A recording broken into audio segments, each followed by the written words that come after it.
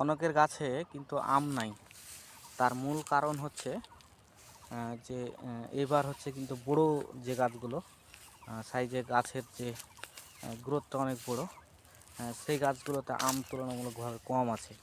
দেখেন ছোট ছোট গাছ কিন্তু আমগুলো কত সুন্দর, গাছের নিচে আম ঝরে পড়েছে এরকম খুব কম। এটা মূলত হচ্ছে ছোটো গাছের আমগুলো ঝরে কম, আর এরকম হচ্ছে যে থোকা থোকা হয়ে আমগুলো ধরে, একটা আম কোলে 4টা 5টা 6টা এরকমভাবে ধরে।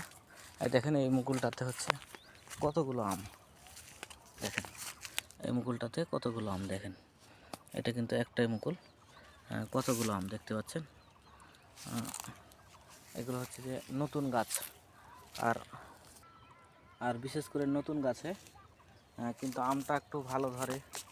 আবার হচ্ছে আমের বড় সাইজটা হচ্ছে যে একটু বেশি হয় অন্যান্য গাছের তুলনায়, আমটা বড় হয় একটু বেশি।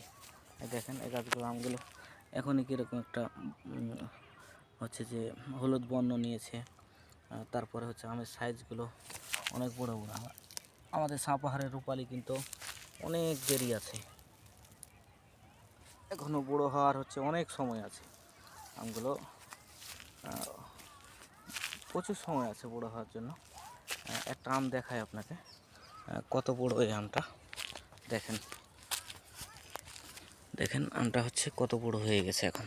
এটা কিন্তু রূপালি আম, অনেক বড় হয়েছে আমটা, দেখতে পাচ্ছেন। আর গাছটা দেখেন, গাছ কত ছোট্ট একটা গাছ, ছোট্ট একটা গাছে আম তো আপনারা দেখতেই পাচ্ছেন কতগুলো আছে। এগুলো আছে আবার পাতার ভিতরে আছে আম, সব মিলিয়ে যথেষ্ট আম আছে। তো ধন্যবাদ সবাইকে, একটু ভিডিওটা বরাবরের মতো শেয়ার করবেন।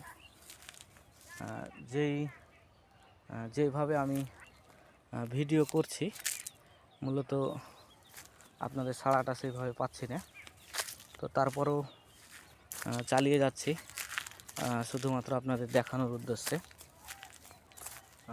একটু দয়া করে সবাই ভিডিওতে লাইক কমেন্ট শেয়ার করবেন।